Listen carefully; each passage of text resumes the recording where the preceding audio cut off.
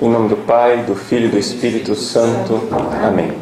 Inspirai, Senhor, as nossas ações e ajudai-nos a realizá-las, para que em vós comece e para vós termine tudo aquilo que fizermos, por Cristo, Senhor nosso. Amém. Amém. Santa Maria, Mãe de Deus, rogai por nós. Em nome do Pai, do Filho e do Espírito Santo. Amém. Amém. Muito bem. Nós queremos começar agora essa série de aulas a respeito da Santa Missa e da liturgia da Santa Missa. E quero justificar já desde o início o porquê dessas aulas, né?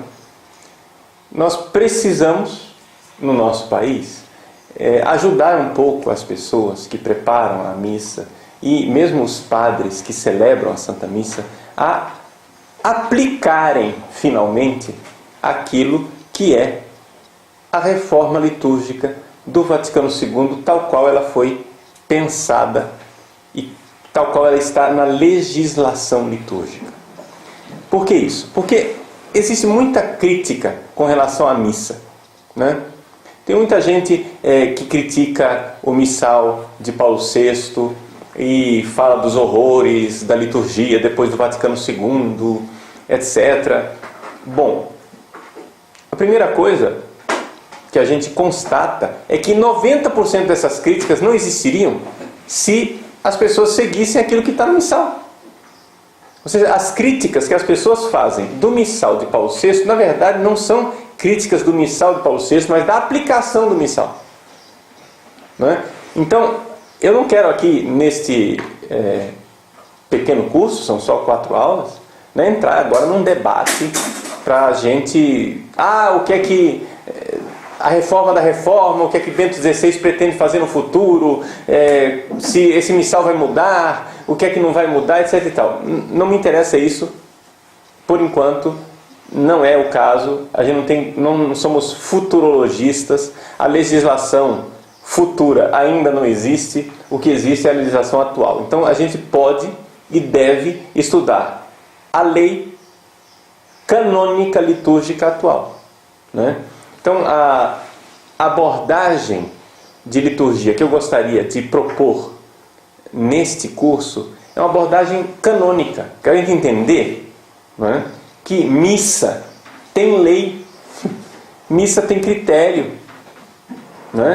Não é a equipe de liturgia que vai se reunir e a equipe de liturgia vai decidir como vai ser a missa. Essa é uma mania do nosso país, né? A equipe de liturgia parece... são os demiurgos, né? Eles vão criar o mundo do zero. Então, o que é que nós vamos fazer essa semana? Então, as pessoas vão à missa um pouco com a disposição de quem vai ao cinema. Se senta no banco e fica esperando. O que é que vai ter de novo essa semana? Né? Enquanto isto é não somente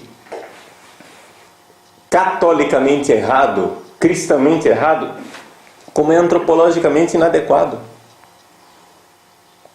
Veja, gente, rito é rito. Rito é algo repetitivo, por natureza. Você vai num terreiro de candomblé, espero que não vá, mas se você for, né, num terreiro de candomblé, você vai encontrar lá o pai de santo executando o rito. Por exemplo, no culto do candomblé, o culto do candomblé tal qual ele é vindo da África, né? Sem os sincretismos que depois também eles têm dificuldades de manter a, aspas, pureza litúrgica, né? do candomblé. Mas se você for a um terreiro, né, de candomblé, você vai ver que o pai de santo, a mãe de santo, está ali todo concentrado no que ele está fazendo, em executar o ritual. E não tem comentarista. Não tem animador litúrgico. Não tem ninguém dizendo, agora a mãe de santo fará tal coisa. Não, as pessoas que estão ali estão contemplando o rito sendo realizado. Estão participando do rito. E ali, uma coisa típica do candomblé, que é bem diferente do conceito de liturgia cristão católico, né? É que não existe palavra, né? Raramente se fala no ritual candomblé. As coisas são feitas. Mas ali existe rito, existe repetição. E quando tem palavras, que são feitas, são pronunciadas, são palavras pronunciadas numa língua que ninguém entende, né? Em Roma, tive um colega que era do Benin, e ele disse que veio ao Brasil, né, e encontrou na Bahia negros que no ritual de candomblé e etc. repetiam palavras que eles não sabiam mais o que significava, mas depois de séculos continuavam repetindo a mesma palavra que tinham recebido dos antepassados e que ele, que era africano, sabia o que queria dizer. Não é? Antropologicamente falando, essa ideia de rito que se repete, de língua sagrada, né? Isto existe algo de verdadeiro humanamente. Então, até mesmo antes da gente falar de igreja católica, de falar de autoridade do Papa, de falar de obediência omissal, etc, etc, a grande verdade é que a forma como as pessoas estão vivendo a liturgia é uma forma antropologicamente errada. Antropologicamente não corresponde à verdade do homem. Por quê? Porque o que estão fazendo com a liturgia católica hoje vem de uma mentalidade racionalista, iluminista de liturgia, que entrou na Igreja Católica por tendências protestantizantes. Vocês podem ver, né, o que é a liturgia calvinista. Calvino, em Genebra, o que é que ele fez?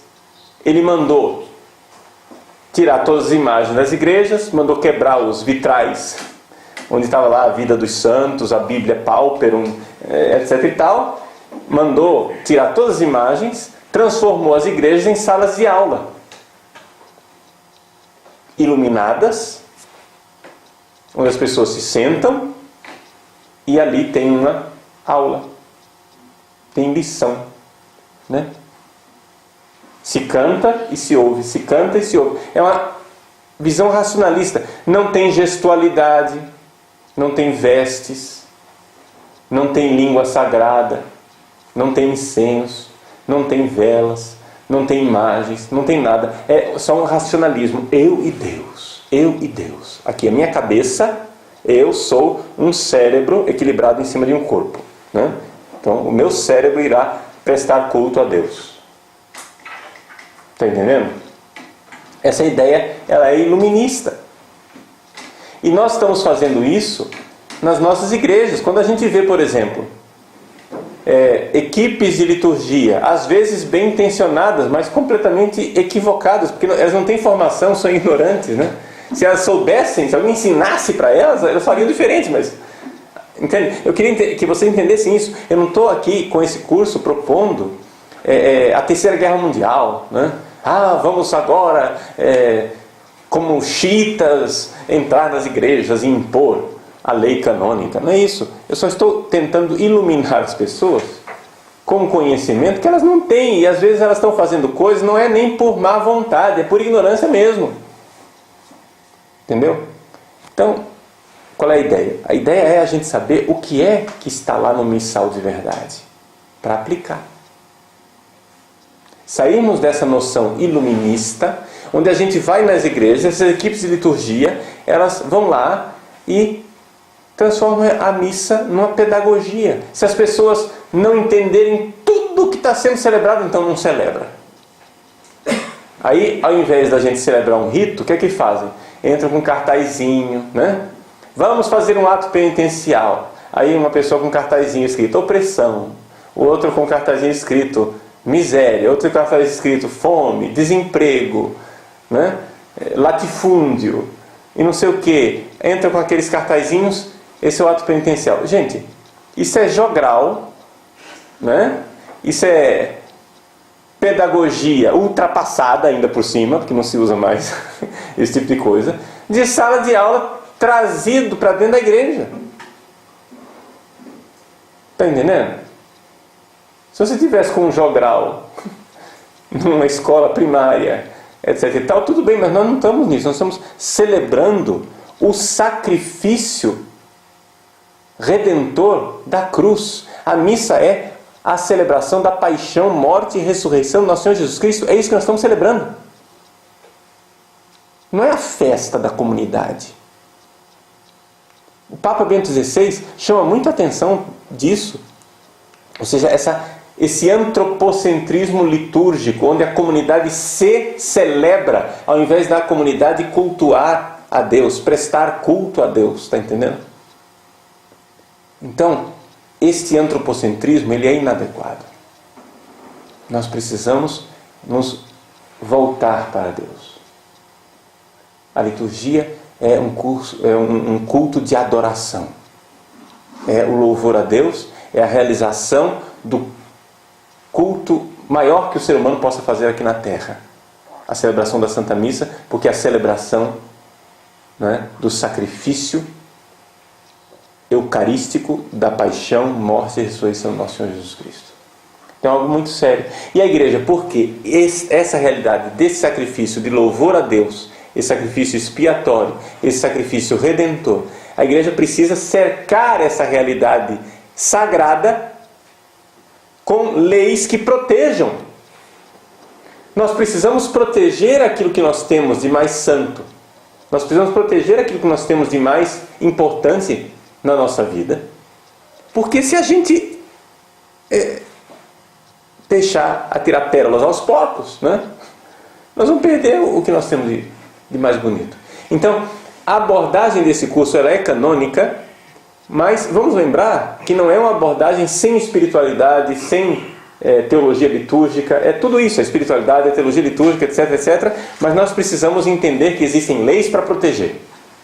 Não é? O Código de Direito Canônico diz o seguinte, que os fiéis têm direito de receber dos seus santos pastores, né? Têm o direito de receber os ensinamentos da igreja. Eles têm direito de receber e de prestar culto a Deus na liturgia oficial da igreja. Portanto, um padre que segue o missal, nada está fazendo nada mais, nada menos do que o seu dever. E um padre que inventa a missa está pisando no direito dos fiéis. O fiel ele tem direito de receber a liturgia da igreja, não a liturgia do Padre Paulo. A liturgia como ela está na igreja. Então, quais vão ser os pilares, digamos assim, que vão sustentar esse nosso curso introdutório? Número 1 é a Instrução Geral do Missal Romano, que foi publicada em 2002. Aquilo lá é lei litúrgica.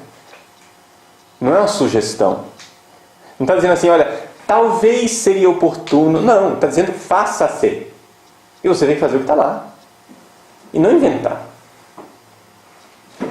Também, 2 outros documentos que podem nos ajudar é a Redemptionem Sacramentum, do Papa João Paulo II, do ano 2004, e a Sacramentum Caritatis, do Papa Bento XVI, de 2007. Então, esses pilares, digamos assim, que vão nos orientar um pouco na reflexão da liturgia. Então, vamos mãos à obra. Até aqui a introdução, até aqui é uma justificativa desse curso, mas vamos então ver concretamente o que é que a igreja espera de nós na celebração da Santa Missa. Bom, a primeira coisa, não é, que a gente tem que entender é que a missa, né, ela tem uma série de vestes que o padre precisa usar. A bagunça começa na sacristia. Não é? A bagunça não começa no altar.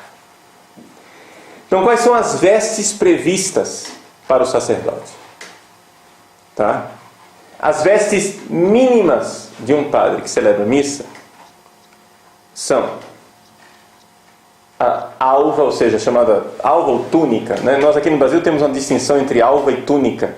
Na verdade, o missal não distingue essas duas realidades, é uma realidade só, é uma palavra só. O que aqui é a alva? A alva é uma veste branca. É a veste batismal. Não é uma veste clerical e não indica nada do sacramento da ordem. Ou seja, todos vocês batizados podem usar a alva. Né? No dia do nosso batismo, nós recebemos a veste branca. é a alva. Alva quer dizer isso, albus quer dizer branco. Nós tivemos nossas vestes lavadas no sangue do Cordeiro. Uma coisa importante para a gente lembrar é que o nosso grande manual de liturgia é o Apocalipse.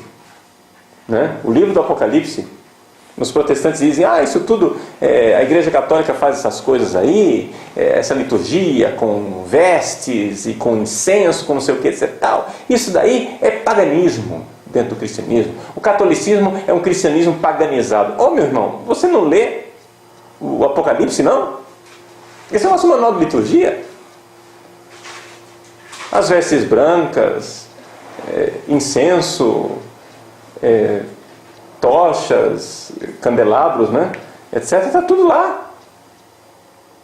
Então, começa então o padre a se revestir com a alva. Para complementar essa alva, existem duas coisas que, segundo a instrução geral do missal romano, são facultativas atualmente. Antigamente eram obrigatórias, agora na reforma litúrgica tornaram-se facultativas. Quais são as duas coisas? Talvez alguns de vocês nunca tenham nem visto o negócio, né? A primeira é o amito. O que é o amito? Amito é uma espécie de um lenço grande com duas fitas na ponta, que o padre coloca ao redor do pescoço, enfia aqui na batina, né? Ao redor do pescoço e amarra aqui, para depois colocar a alva por cima. Não sei se vocês já viram isso, não é? Então isso daí é facultativo, não é mais obrigatório. Se o padre tiver uma alva, ou aqui no Brasil a gente chama de túnica, que cobre as vestes do dia a dia, ou seja, no caso aqui a batina ou o clésima, que são as vestes do dia a dia que um padre é autorizado a usar, né? Manga de camisa não é roupa para o padre celebrar a missa. Ele deveria estar ou de clésima ou de batina. Pelo menos é isso que a legislação canônica prevê. Não é? Então, a alva, a túnica, deveria cobrir a batina e deveria cobrir o clésima, para não aparecer. Então, se coloca o amito ao redor do pescoço. Simbolicamente, o amito lembra o capacete da salvação. Porque o amito, antigamente, ele era usado como capuz, né? Aí foi sendo transformado, etc., e ficou dessa forma. Bom, e uma outra coisa que é facultativa também é o símbolo. O símbolo é aquele cordão que o padre usa para cingir os rins, né? O símbolo também é facultativo atualmente. Por quê? Porque existem algumas túnicas que não necessitam de símbolo, porque ela já se adapta ao corpo, não é? do padre. Porém, manter o uso tanto do símbolo como do amito é uma coisa boa. Não é? A gente tem ultimamente a gente sofre de uma síndrome litúrgica chamada liturgia do não precisa. Né? Não precisa, e vai tirando, não precisa. Isso é típico dessa mentalidade iluminista, racionalista que eu falava. Protestante é assim, não precisa, vai tirando. Não precisa, e aí vai depenando, né? Por quê? Porque não é essencial. Mas, meu irmão, a gente não vive só a vida real, a vida vivida não vive do essencial somente. Também vive do acidental, né? Quantas coisas a gente faz que são acidentais e, no entanto, fazem parte da nossa vida do dia a dia. Então, a liturgia tem essas duas coisas. Então, o amito e o símbolo. Mas o obrigatório mesmo é a túnica. Até aí, acho que 99,9% dos padres usam a túnica, né, para celebrar a missa. Existem casos, espero que sejam raros, do padre não usar túnica. Infelizmente está virando uma moda no Brasil dos padres concelebrantes não usarem as vestes. Ou seja, só o presidente, o cara que vai estar lá na frente presidindo, ele veste. E os padres que estão concelebrando estão lá de manga de camisa. Isso é completamente irregular, tá? Isso não é permitido pela lei da igreja, tá? O padre, se ele vai concelebrar, ele precisa usar as vestes litúrgicas. Então, a primeira veste litúrgica que o padre se reveste na sacristia é a túnica, ou alva. É importante lembrar uma coisa que aqui no Brasil vai se esquecendo, que é que esta túnica ou alva deveria ser branca. Houve uma permissão durante a década de 70 e 80 no Brasil de se usar túnica de cor neutra. Por causa do território de missão, o fulano vai lá no meio da lama, do barro, e o branco suja fácil, então se usava um begezinho, uma coisa assim, etc. Tudo bem, é uma praticidade, porém empobrece liturgicamente. Estou dando minha opinião aqui já não é lei, né? Eu estou dando minha opinião que empobrece. O importante seria a gente usar a alva branca mesmo. Que ela seja branca, porque ela é a veste batismal. A riqueza simbólica é isso. Quanto mais vai ficando begezinho, cinzazinho, etc, etc, vai tirando daquele significado originário, né? E como liturgia é simbologia também, acho que é muito importante. Tá? Bom, alva. Uma vez revestido da alva, provavelmente e louvavelmente com amito e símbolo. Esqueci de falar o significado do símbolo, né? O símbolo que amarra, cinge os rins, ele significa a igreja que é peregrina. Quando as pessoas iam fazer longas caminhadas antigamente, elas amarravam, apertavam os rins, porque você vai andando, o rim ele fica meio que mergulhado num líquido, né? E você vai andando, quando você anda muito, vai batendo o rim e você fica com dor nos rins. Então, se você aperta, né, ele fica, digamos assim, ajustado, né, dentro do seu corpo e dói menos. Então, se usava isso para as caminhadas. Além disso, as túnicas grandes e compridas atrapalhavam na caminhada.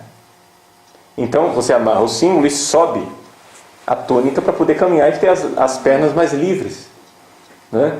Então, o significado do símbolo é esse, é a peregrinação, a igreja peregrina, que caminha na direção do céu. É bonito. Um outro significado do símbolo é também o fato de que na antiguidade se achava que o instinto sexual estava ligado aos rins. Então, amarrar os rins era símbolo de castidade, de temperança, de pessoa que se segura, né? Então tem também esse significado. Bom, e aí então o padre se reveste da estola. O que é a estola? É uma faixa, uma espécie de cachecol, né? É uma faixa que desce, né? Pende no peito. Os diáconos usam essa faixa cruzada, né? Os bispos e padres usam essa faixa paralela na frente do peito. Antes da reforma litúrgica de Paulo VI, os padres usavam a estola cruzada, né? Isso não é mais previsto. Porém, existem algumas casulas, já nós vamos falar da casula, né? A segunda coisa que se põe em cima da estola, se põe uma casula.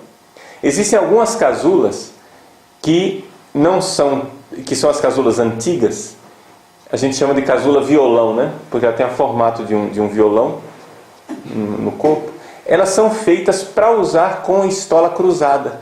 Então, elas têm uma abertura aqui para a cabeça, né? Para você entender do que eu estou falando, decote, né? Bastante amplo, porque previa que a estola estivesse aqui cruzada e cobrisse um pouco esse buraco que fica. Então, se você não usa a estola cruzada, fica meio esquisito esse tipo de casula. Então, só para dizer que existem algumas casulas que ainda se deveria usar com a estola cruzada. Mas o previsto é que a estola penda na frente, tanto para os bispos como para os padres. E se você usa o símbolo, né, então essa estola é fixada no corpo com o símbolo. E por cima a casula. A casula não é uma veste facultativa para a missa. Aqui no Brasil, infelizmente, durante a década de 70 e 80, a Santa Sé permitiu, como experiência, que se usasse somente túnica e estola para celebrar a missa. E as coisas que são cômodas ficam, né? Hoje, isso já foi revogado, tá? Isso foi revogado, não é mais assim, né? E isso está bem claro na Redemptione Sacramento de João Paulo II, que exorta, citando a Instrução Geral do Missal Romano. Ele diz o seguinte, número 123: a veste própria do sacerdote celebrante na missa em outras ações sagradas que diretamente se relacionam com ela é a casula ou planeta, caso não se indique outra coisa, vestida sobre a alva e a estola. Essa é a roupa do padre para a missa: alva, estola, casula. Pelo menos isso. Isso é o que está previsto no missal, número 337. Aí, a Redemptione Sacramento continua dizendo assim: igualmente o sacerdote que se veste com a casula, conforme as rubricas, não deixe de pôr a estola. Porque também é essa, né? A estola não se vê, a estola está por baixo, né? Vamos pôr só a casula por cima. Não deixe de pôr a estola. E todos os ordinários vigiem para que seja extirpada qualquer costume contrário. Então, essa coisa da casula é muito importante. A Redemptione Sacramento coloca isso daqui também para a concelebração. Se é possível, se existe número suficiente de casulas, também os sacerdotes concelebrantes devem usar casula, não é? De tal forma que a roupa própria para a missa é a casula, tá? Tanto em alemão, a palavra casula se diz roupa de missa, né? Messgewande. Então é roupa de missa, a casula. Hoje em dia eu sei que muitíssimos padres não usam casula. O que fazer diante dessa realidade? Bom, a primeira coisa, vamos bater no peito e fazer o mea-culpa. A própria Santa Sé criou o problema. Quando a Santa Sé permitiu, na década de 70, que o pessoal celebrasse missa só de túnica e estola. Está entendendo? Foi permitido. Então esse negócio é mais ou menos como pasta de dente. Uma vez que ela sai do tubo, é difícil colocar de volta. Entende? Você permitiu, meu irmão. Agora a igreja tenha paciência com os padres. Porque tem uma geração inteira de padres que foi formada com essa mentalidade. Então não vamos agora execrar os padres e condená-los, porque foram formados nessa mentalidade e muitos deles não estão nem sabendo que casula agora é obrigatória. Tá? Mas ela é obrigatória para todas as missas, né? Em missas, território de missão, onde o padre tem que viajar horas na lama e etc e tal, isso e aquilo, e o calor da selva amazônica, se compreende que ele use ainda aquela faculdade que foi dita, né, que foi dada, de celebrar a missa com túnica e estola somente. Mas porque ele está numa situação de missionário. Ele vai viajar dias e dias. Imagina levar uma mala com 4 casulas das 4 cores litúrgicas, entende? Isso pode criar um certo transtorno. Então é mais fácil ele levar 2 estolas com uma cor de um lado e outra cor do outro e celebra. Até aí a gente entende. Mas não tem cabimento numa matriz paroquial, onde o padre está em casa, ele não celebrar de casula. Eu não entendo por quê. Qual é o problema? Ah, mas é muito quente. Muito bem, meu irmão. Então, se é muito quente, você usa a casula violão antiga. Ela não é quente. Entendeu? Usa a planeta, aquela lá mais simples. Não é quente. Mas é que o problema tornou-se quase ideológico, né? Ou seja, não se quer usar aquilo que distingue o padre como padre. Tá? Então a bagunça começa na sacristia. Tá? Vamos ter paciência ao aplicar a lei litúrgica, mas é importante que a gente saiba qual é a lei litúrgica. E, corajosamente, os padres jovens, os padres mais novos, vão aprendendo e vão aplicando isso. A casula é obrigatória. Tá? E aí, então, se forma a procissão para a Santa Missa. Nesta procissão, devem se prever no missal que a procissão ela é composta do sacerdote e dos ministros. Quando vocês encontrarem a palavra ministro no missal, não pensem nos ministros extraordinários da comunhão eucarística, porque para nós brasileiros ministro é o ministro da comunhão, né? Ministro, quando fala no missal, está falando dos acólitos, os coroinhas, entende? As pessoas que vão subir ao altar. O ministro extraordinário da comunhão eucarística não é previsto que ele suba ao altar. Não é previsto. É uma prática quase que universal no Brasil inteiro que o ministro fica lá em cima. Mas isso não é previsto em lugar nenhum do missal. Eu estou aqui, estou fazendo um curso onde me proponho comentar, né, a liturgia tal qual ela é, como ela está no missal. Como ela está no missal, o ministro da comunhão, ele se aproxima do altar na hora de distribuir a comunhão. Então, durante o Cordeiro de Deus, né, o Agnus Dei, ele vai lá, se aproxima. Por exemplo, nos Estados Unidos, os ministros da comunhão ficam com suas famílias participando da missa, junto com o povo. Na hora do Cordeiro, eles sobem ao altar para ajudar a distribuir a comunhão. E, aliás, não tem nenhum distintivo. O famoso jalequinho aqui no Brasil, que se tornou veste litúrgica, né? Para mim aquilo é roupa de professor, né? Ou então de enfermeiro, de médico, mas é um guarda-pó. Mas o jaleco não existe em outros lugares. É uma coisa brasileira, né? Então, só para a gente saber que certas coisas que para nós são óbvias, são instituição apostólica, né? Um negócio assim inquestionável, na verdade são invenção local. Não estou condenando o jaleco, vocês estão entendendo? Eu não estou condenando o jaleco. Eu só estou dizendo que não é uma coisa prevista. Aí o bispo diocesano pode instituir. Não, na minha diocese o jaleco é obrigatório. Está entendendo? Mas é uma lei local, não está no missal. Então, no missal, o ministro da comunhão, ele está lá no lugar dele, junto com a família dele, no meio do povo, e na hora do cordeiro é que ele sobe. Quem é que fica então no altar? Quem fica no altar são os ministros, ou seja, os acólitos, coroinhas. Né? São eles que ajudam o padre durante a liturgia.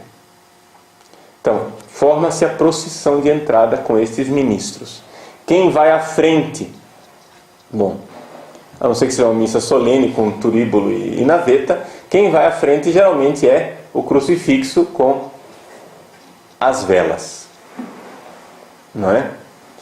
É interessante que o crucifixo que se usa na procissão, é interessante lembrar que o crucifixo deve ter a imagem do crucificado. Criou-se uma moda, um modismo de colocar cruzes vazias, não é? Ou o Cristo ressuscitado na frente da cruz. É previsto que para a celebração da missa, o padre celebre missa na frente de uma imagem do Cristo crucificado. Está entendendo? Porque é o santo sacrifício da cruz que está sendo oferecido. Então é previsto que haja uma imagem do Cristo crucificado. Então, já na procissão de entrada, essa imagem do Cristo crucificado já aparece logo abrindo a procissão. Né? E então pode vir outros coroinhas ou acólitos.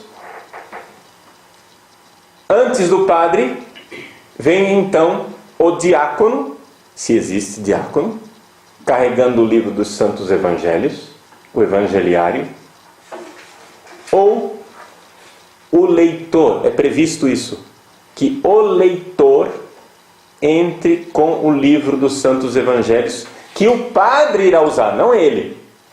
O padre irá usar para proclamar o Evangelho. Ou seja, é a entrada do livro dos Santos Evangelhos. Atenção, só uma coisa assim para a gente ter uma noção bem específica das coisas. Não existe lugar na missa para um livro chamado Bíblia. Tá? esse livro, chama as Sagradas Escrituras, tem lugar na missa. Mas não o livro Bíblia. As Sagradas Escrituras são lidas na missa a partir de 2 livros. Um chama-se Lecionário e outro chama-se Evangeliário. Está entendendo? Então, quem é que entra em procissão? É o Evangeliário, o livro dos Santos Evangelhos. Que, aqui no Brasil, o nosso Evangeliário, ele contém somente os Evangelhos dos domingos e solenidades. Tá? Portanto, durante a semana, nós não temos Evangeliário. Se alguém quiser usar Evangeliário durante a semana, então o que se sugere é que pegue um lecionário e o revista com a capa especial, né? Ele seja vestido de Evangeliário, né? Para distinguir os 2 livros, o livro das leituras e o livro dos Evangelhos. Tá? Se quiser, ele não é obrigatório. O Evangeliário ele não é obrigatório nas missas semanais do dia a dia, e nem nas missas solenes ele é obrigatório. Ele só é aconselhado, porque nas missas solenes se faz essa distinção de 2 livros diferentes. Tá? Então, um livro onde são feitas as leituras e o livro onde é proclamado o Evangelho. O Evangeliário, ele é um livro que recebe uma dignidade e uma veneração especial. Então, ele é como um cálice, por exemplo, né? Um negócio assim que você tem que investir artisticamente. Então, uma capa preciosa, em metal, com pedras, não é um exagero para um evangeliário. Existem recursos mais baratos, né? Capas de tecido, com bordadas, etc. Também, mas o evangeliário é algo precioso, carregado com reverência na procissão de entrada. Não sei se está claro isso para vocês, né? Não sei se já viram isso. Então, o evangeliário ele entra, e aí, depois do evangeliário, o padre, não é? Por último, de casula, né? Revestido, ele entra em procissão. Tá bom? Então, essa é a procissão de entrada. Durante a procissão de entrada, deve ser cantada, né, a antífona de introito. Ou seja, aqui que está o negócio. Nós estamos acostumados com canto de entrada, mas vamos aprender as coisas como elas estão no missal. No missal existe uma antífona. E essa antífona deve ser, então, cantada junto com os salmos, né? Então, o que é antífona? Uma espécie de refrão, só para entender. É um refrão bíblico, que é cantado aquele refrão bíblico, e aí você coloca salmo, refrão, salmo, refrão, salmo, refrão, e vai cantando aquela antífona de entrada que está lá prevista no missal. No Brasil, nós perdemos completamente noção de que isso exista. Não é? Agora, cabe a quem? Aos nossos músicos resgatar isso. Em que termos? Primeiro, sabendo que existe a música já feita em canto gregoriano para isso daí. Então, o gregoriano precisaria ser mais valorizado no nosso país, né? Parece que falar de gregoriano é dizer um palavrão, né? Você está falando uma coisa imoral, não pode usar o canto gregoriano. No entanto, o canto gregoriano ele é feito para ser usado. Existem cantos belíssimos, mais simples até, não existe só o canto gregoriano rebuscado para corais, etc., mas tem coisas mais simples, que, aliás, o Concílio Vaticano II, né?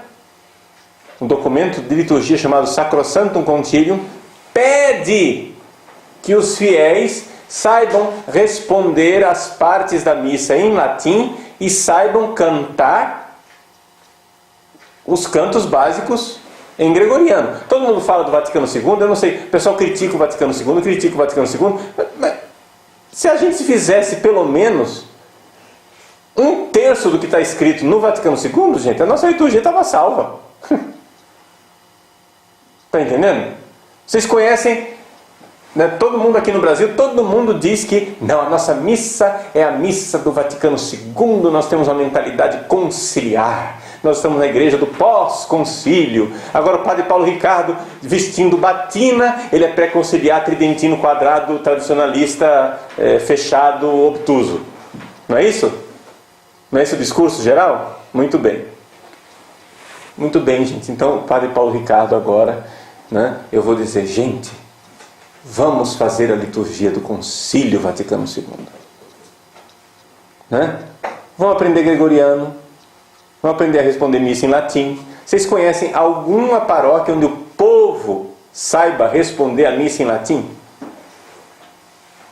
Se existe, deve ser uma raridade. E, no entanto, está lá na Sacrosanto Concílio como pedido. O povo saiba. Esse é o Vaticano II. Não um negócio que está lá na estratosfera, na cabeça de quem acha que sabe o que é o Vaticano II. Está na Sacrosanto Concílio dizendo, olha, saibam responder a missa em latim. Saibam cantar as partes, né? Os cantos mais tradicionais em gregoriano. Por exemplo, nas nossas paróquias, o nosso povo deveria saber cantar o Pai Nosso, o Pater Noster em latim. Isso é um nacional para nós, gente. Um negócio assim, entende? Todo mundo deveria saber cantar o Pater Noster em latim. Faz parte.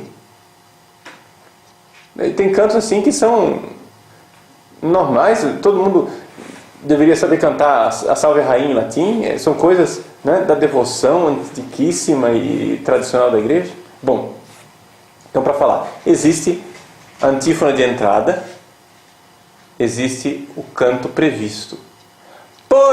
Porém, a instrução geral do missal romano prevê que, se você não vai cantar a antífona de entrada, é possível então que a Conferência dos Bispos, no caso do Brasil a CNBB, aprove outros cantos. Então nós temos o inário litúrgico. E diria assim que o inário litúrgico tem peças litúrgicas assim até bastante bonitas, coisas assim que dá para se utilizar muito bem, com tranquilidade, né? Então, saber que existe uma música própria para a liturgia. Então não vamos nem tanto ao mar nem tanto à terra. Não é que eu vou agora querer que todas as paróquias agora estejam cantando gregoriano, mas pelo menos peguem as músicas que estão no hilário litúrgico, que são as músicas aprovadas, né, pela conferência. Ok? Bom, o padre entra, né, em procissão. Quando ele chega ao altar, aqui é que vem a pergunta: o que é que está neste altar? No santuário, aquilo que a igreja é dividida em duas partes, né? A parte onde está o povo é a nave da igreja, e a parte onde fica lá o padre, lá em cima, aquilo chama-se tecnicamente de santuário, tá? Em alguns lugares aqui no Brasil se popularizou a palavra presbitério. Tecnicamente falando, presbitério é o das catedrais. Por quê? Porque é onde está a cátedra do bispo e o lugar onde ficam os presbíteros ao redor do bispo. Isso é o presbitério. Nas outras igrejas seria mais propriamente chamado de santuário. Mas pode chamar de presbitério porque o uso nosso, né, se transformou em presbitério. Bom, no presbitério nós temos ou não temos o Santíssimo Sacramento? Essa é a pergunta que tem que ser feita. O Papa Bento XVI, não é, tem insistido, já há algum tempo, até antes dele ser Papa, que nós voltemos a colocar o sacrário no centro do presbitério. Então aqui existe um problema de legislação litúrgica, ou seja, a legislação litúrgica atual, ela prevê que no presbitério não haja o sacrário. Por quê? Porque a mentalidade é essa. Veja, tem uma certa lógica, né? Você vai celebrar a Eucaristia para quê? Para produzir a presença de Jesus no Santíssimo Sacramento do altar. Mas ele já está lá desde o início. Entende? Então cria uma espécie de duplicidade. Jesus vai estar presente, mas ele já está. Então, a norma litúrgica colocada pelo Papa João Paulo II, não é? Inclusive presente até no cerimonial dos bispos, é que, por exemplo, o bispo vai celebrar a missa, o cerimonial dos bispos prevê então que se por acaso o Santíssimo está presente no sacrário, lá no santuário, que se tire o Santíssimo para o bispo celebrar a missa. Se previa até mesmo isto. Então existe essa tendência da liturgia de não estar o Santíssimo lá, porque liturgicamente seria menos oportuno. Só que o Papa Bento XVI, ele diz o seguinte: gente, teologicamente esse negócio está muito bom, muito bonito. Só que o povo não se move por decreto. Nós temos aqui que considerar que o nosso povo foi formado nas décadas passadas para uma centralidade do sacrário, uma centralidade do Santíssimo Sacramento. E o que é que está acontecendo? Quando nós tiramos o sacrário do presbitério, quem que fica no centro? O ser humano, o padre. Então isso seria menos adequado. É uma opinião do Papa Bento XVI. Então veja que aqui a gente tem uma certa escolha para fazer, né? A legislação, por um lado, pede para não ter o sacrário, e por outro lado o Papa Bento XVI pede para que se volte a colocar o sacrário no centro, né? Eu sempre fui muito de obedecer a legislação. Então, por exemplo, quando eu fiz a reforma da capela do seminário de Cuiabá, o que eu fiz? Eu fiz uma capelinha do Santíssimo e a capela onde a gente celebra, que não tem o Santíssimo Sacramento. Eu obedeci a lei, a norma tal qual ela tinha sido colocada. Porém, quando Bento XVI foi eleito, e eu já tinha lido várias vezes as coisas de Bento XVI, do Joseph Ratzinger, né? Quando ele foi eleito, eu comecei a reestudar o pensamento dele. E o homem me convenceu que é melhor a gente voltar para certas coisas, porque não está dando certo. Tá? Eu aqui vou usar uma argumentação que não é usada por Bento XVI, mas eu acho que é muito importante. E assim, a gente sai um pouco das rubricas aqui, mas eu acho que é muito importante em todo esse nosso esforço de aplicar a liturgia da igreja e fazer a liturgia da igreja como ela é. Que é o seguinte: vejam, na Inglaterra de Henrique VIII, quando houve a separação da igreja católica e da igreja anglicana, a igreja anglicana, ela era ainda substancialmente católica na fé. Ou seja, Henrique VIII não era um herege. Ele era um cismático. Está entendendo?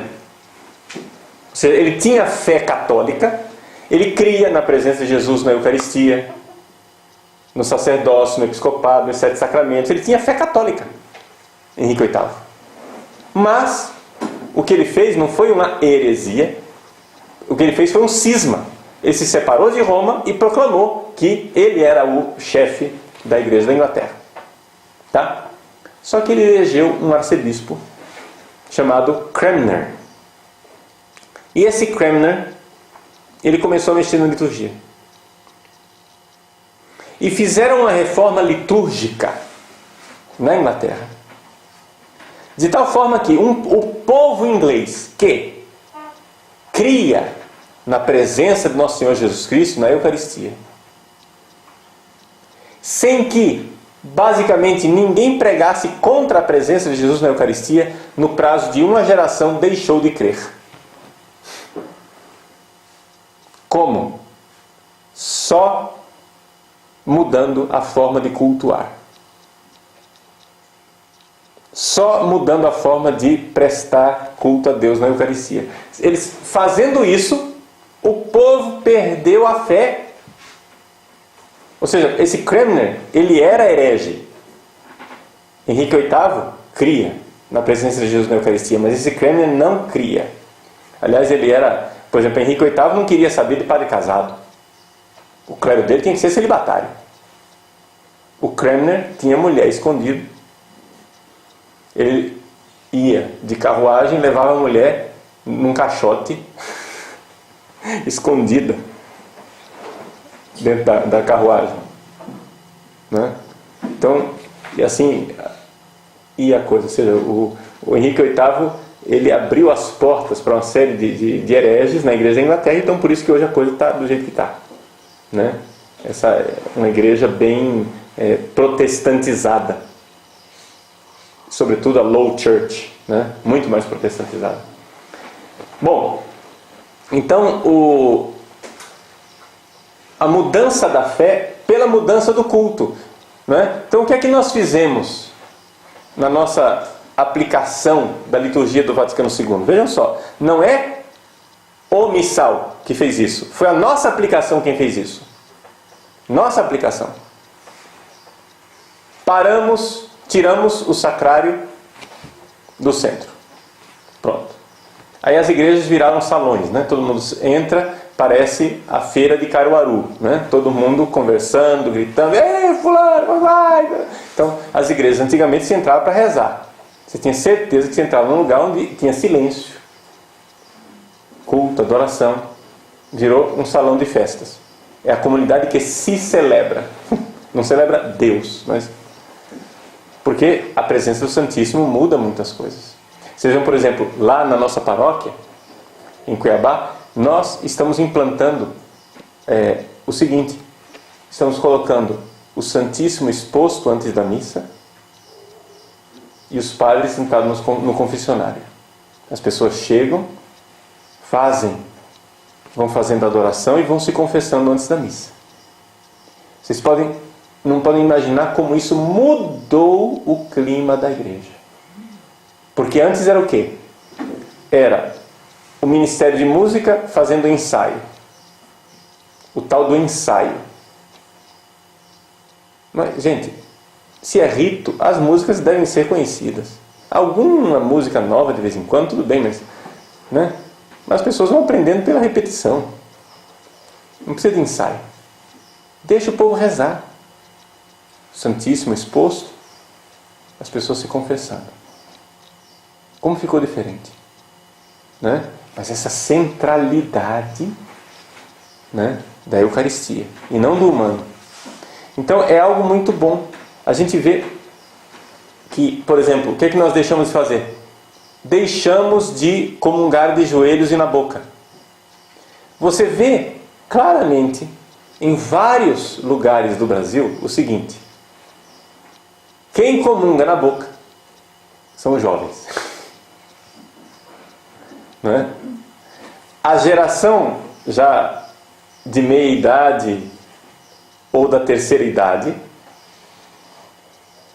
comunga na mão porque aprendeu assim, porque foi instruído assim, etc. Já os jovens sentem uma necessidade de maior sacralidade. Então você vê uma diferença de atitude, de piedade eucarística entre a pessoa que recebe a comunhão na mão e a pessoa que recebe a comunhão na boca. Não era previsto no missal de Paulo VI a comunhão na mão. A comunhão na mão entrou por uma espécie de desobediência dos países nórdicos, Alemanha, Holanda. No missal de Paulo VI não havia nenhuma previsão de comunhão na mão. Isso daí foi concedido posteriormente, entendeu? Porque, assim, é o tipo da coisa. Fizeram a desobediência. Aí para Paulo VI, para querer disfarçar a obediência, fez a lei legalizando o que eles já tinham imposto por desobediência. O que é que Paulo VI fez? Ele concedeu às conferências episcopais a permissão de permitir a comunhão na mão. Mas o normal ainda, ou seja, isso Bento XVI tem dito com muita frequência, as pessoas têm que ter noção do caráter de excepcionalidade da comunhão na mão. Que o normal é a comunhão na boca. E você vê claramente que as pessoas têm mais devoção, mais piedade quando comungam na boca. Quando a gente comunga, quando as pessoas comungam de joelhos, por exemplo, não é? Você vê que são pessoas que têm uma maior piedade eucarística. E assim a gente vai vendo que na nossa forma de cultuar,